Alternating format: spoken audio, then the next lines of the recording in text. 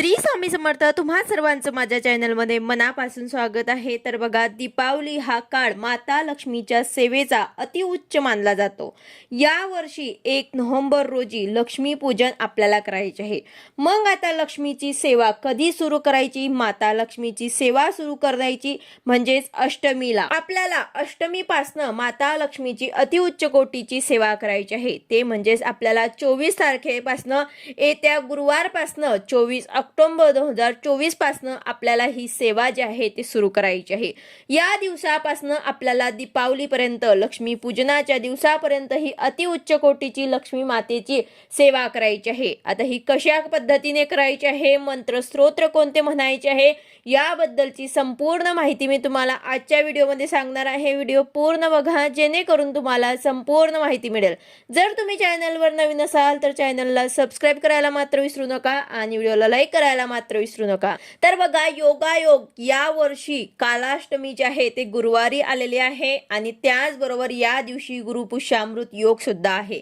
तर अशा शुभ दिवसापासून आपल्याला लक्ष्मी माताला प्रसन्न करून घेण्यासाठी ही सेवा जी आहे ते या दिवसापासून सुरू करायची आहे. गुरुपुष्यामृत योग जो असतो तो अतिशय महत्त्वाचा असतो आणि या दिवशी 2 शुभ योग जे आहे ते जुळून येत आहे.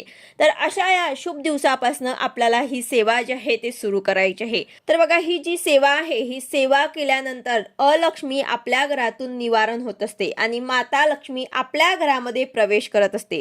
कारण अलक्ष्मीचा नाश झाल्याशिवाय माता लक्ष्मी आपल्या घरामध्ये प्रवेश करत नाही. स्वामी समर्थ केंद्रानुसार परमपूज्य गुरुमाऊलींनी सांगितले आहे की सेवा जर आपण अष्टमी ते अमावस्या केली तर नक्कीच आपल्या घरामध्ये माता लक्ष्मी वर्षभर स्थिर राहील. माता लक्ष्मीची अखंड कृपा दृष्टी आपल्या सर्वांवर राहील. तर दीपावलीमध्ये अष्टमी ते अमावस्या माता लक्ष्मीची सेवा आपल्याला करायची आहे.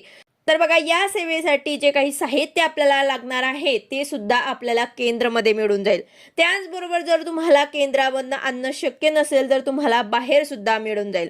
हवन करायचा असतो. त्याचबरोबर अष्टमी ते अमावस्या आपल्याला ही सेवा करायची आहे. कमळगट्ट्यांच्या मण्यांवर ही सेवा आपल्याला करायची असतो. त्याचं महत्त्व काय आहे, फायदे काय आहेत, अशी संपूर्ण माहिती मी तुम्हाला आजच्या व्हिडिओमध्ये सांगणार आहे. तर बघा, आपल्यापैकी बरेच सेवेकरी दरवर्षी अष्टमी ते अमावस्या ही सेवा करत असाल. आपण साधारणतः दिवाळी हे बसुबारस पासून साजरी करत असतो, परंतु दिवाळीची सुरुवात हे अष्टमीलाच होत असते. अष्टमी ते अमावस्या या दरम्यान आपल्याला ही सेवा करायची असते. आपल्या घरातील अलक्ष्मी जाऊन माता लक्ष्मी आपल्या घरामध्ये लक्ष्मी पूजनाच्या दिवशी प्रवेश करत असते. आता अलक्ष्मी म्हणजे काय, तर ज्या घरामध्ये अस्वच्छता असेल, ज्या ठिकाणी आध्यात्मिक सेवा केली जात नसेल, ज्या कुटुंबामध्ये वादविवाद होत असतील, कलह असतील, त्याचप्रमाणे ज्या घरामध्ये गृहलक्ष्मीचा, स्त्रीचा, महिलेचा अपमान केला जातो किंवा एखाद्याला पितृदोष असेल, वास्तुदोष असेल, अशा ठिकाणी अलक्ष्मीचा वास असतो. दीपावलीच्या अगोदर आपण काय करतो, तर आपण आपलं घर जे आहे स्वच्छ करत असतो, आपल्या घराला रंग लावत असतो. अगदी त्याच पद्धतीने ही सेवा सुद्धा आपल्याला करायची असते. ही सेवा केल्यानंतर अलक्ष्मीचा तुमच्या घरातून नाश होईल, माता लक्ष्मी आपल्या घरामध्ये प्रवेश करेल. तर यासाठी साहित्य काय लागणार आहे, तर बघा, तुमच्या जवळपास दिंडोरी प्रणित स्वामी समर्थ महाराजांचं केंद्र असेल तर त्या ठिकाणी जाऊन तुम्हाला दीपावलीचा संच जो आहे तो आपल्याला उपलब्ध असतो, तो आपल्याला घरी घेऊन यायचा आहे. यामध्ये सर्व काही साहित्य दिलेलं असतं, ते आपल्याला दिवाळीमध्ये लागत असतं.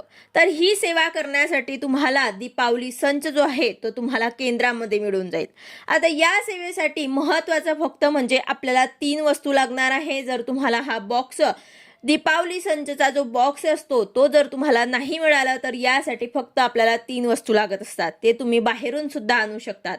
या वस्तू आहेत: पिवळी मोहरी आपल्याला लागत असते, कमळगट्ट्याचे मणी आपल्याला 16 लागत असतात, तिसरं म्हणजे आपल्याला अंगारा लागत असतो, त्याला आपण विभूदी किंवा रक्षा सुद्धा म्हणत असतो.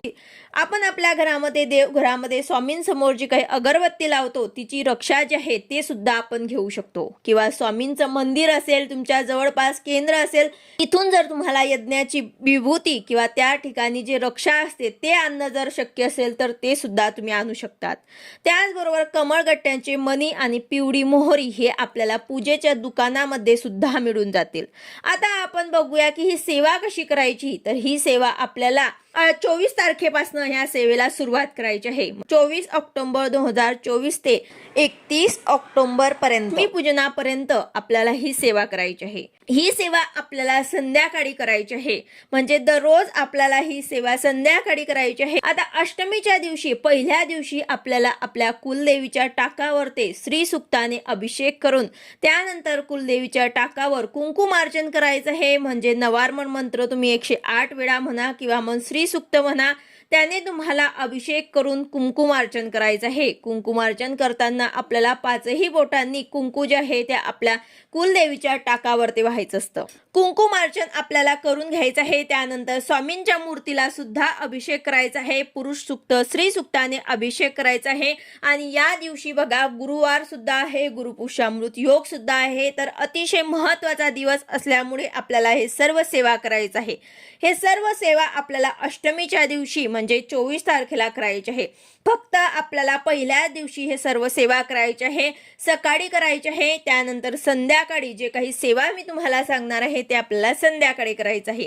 त्याचबरोबर अष्टमी ते अमावस्या या दरम्यान मध्ये आपल्याला रोज आपल्या दारापुढे आपल्या प्रवेशद्वारावर ते आपल्याला गायत्री पद्म आणि लक्ष्मी पद्म ही रांगोळी सुद्धा काढायची आहे। त्याचबरोबर दोन्ही बाजूला आपल्याला गायीचे पावलं सुद्धा काढायचे आहे, लक्ष्मीची पावलं सुद्धा काढायची आहे। त्यावरती आपल्याला हळदी कुंकू वाहून पूजा करायची आहे। तर अशा प्रकारे आपल्याला सेवेला सुरुवात करायची आहे। अष्टमीच्या दिवशी अशा प्रकारे अभिषेक केल्यानंतर कुंकुमार्चन केल्यानंतर अष्टमी ते अमावस्या आपल्याला रोज एक सेवा करायची आहे। ही सेवा आपल्याला संध्याकाळी करायची आहे। अष्टमीच्या दिवशी आपल्याला संध्याकाळी काय करायचं की आपल्या पूर्ण घरामध्ये गोमूत्र शिंपडायचं आहे। आपल्या देवघराजवळ बसून आपल्याला उजव्या हातामध्ये थोडीशी पिवळी मोहरी घ्यायची आहे जी आपण आणलेली आहे, त्यामध्येच तुम्हाला थोडीशी रक्षा घ्यायची आहे, विभूती घ्यायची आहे। जर आपल्याला हा बॉक्स मिळाला तर त्यामध्ये हे सर्व साहित्य येत असते। जर तुम्हाला नाही मिळाला तर तुम्ही बाहेरून सुद्धा आणू शकतात। त्याचबरोबर रक्षा जी आहे ते आपण आपल्या देवघरातलेली आपण उदबत्ती लावत असतो ते रक्षा सुद्धा घेऊ शकतात।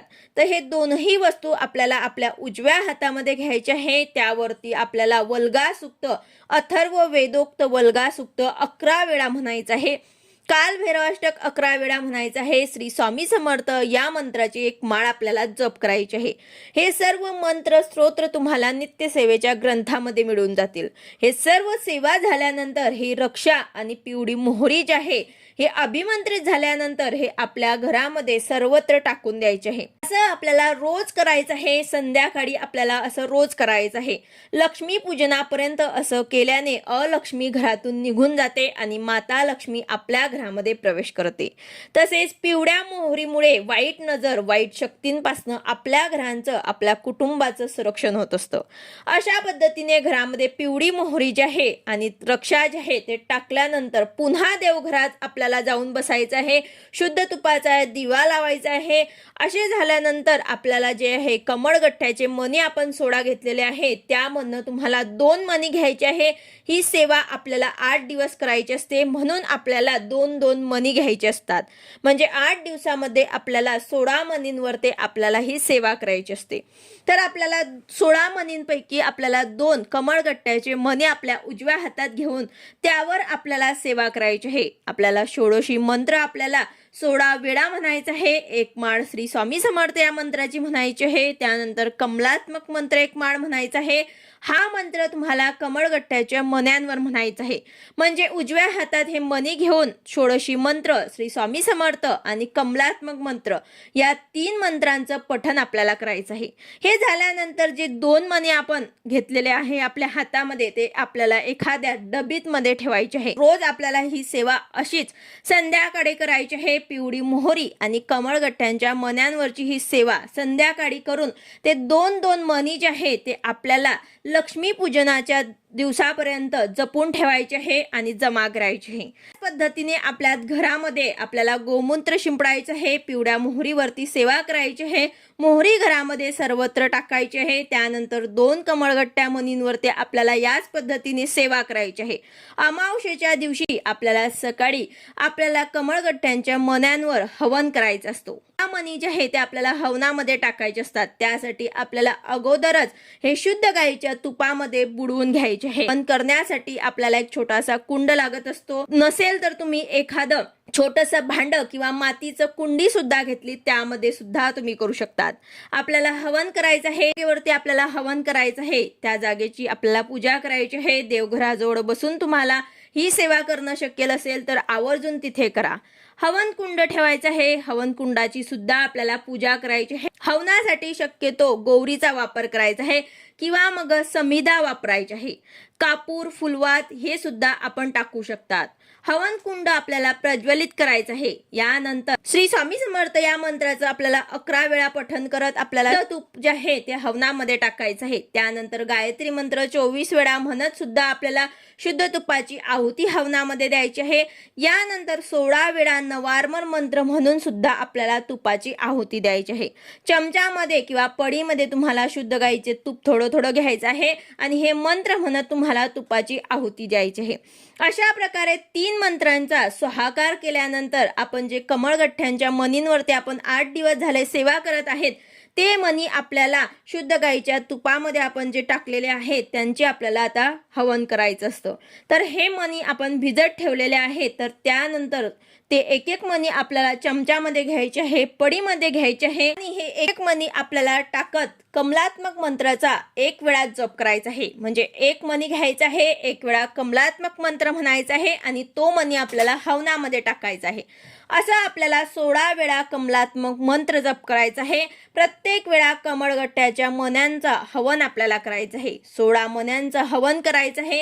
ही सेवा आपल्याला आवर्जून आपल्या घरात करायची आहे। ही सेवा जर आपण केली तर आपल्या घरामध्ये आर्थिक स्थैर्य येईल, माता लक्ष्मीची अखंड कृपा दृष्टी राहील, काही प्रकारची कमतरता राहणार नाही। नक्कीच ही सेवा तुम्ही करून बघा। ही सेवा केल्यानंतर आपल्या घरामध्ये पैसा टिकेल, कर्जबाजारी झाला असेल तर कर्ज सुद्धा कमी होईल, त्यामधनं तुम्हाला मार्ग मिळेल, घरामध्ये शांतता नांदेल, आरोग्य राहील। तर अशा प्रकारे आवर्जून तुम्हाला 24 तारखेपासून येत्या गुरुवारपासून या सेवेला सुरुवात करायची आहे। व्हिडिओ आवडला असेल तर लाईक करा, शेअर करा, सबस्क्राईब करा। भेटूया अशाच नवीन व्हिडिओ सोबत। श्री स्वामी समर्थ।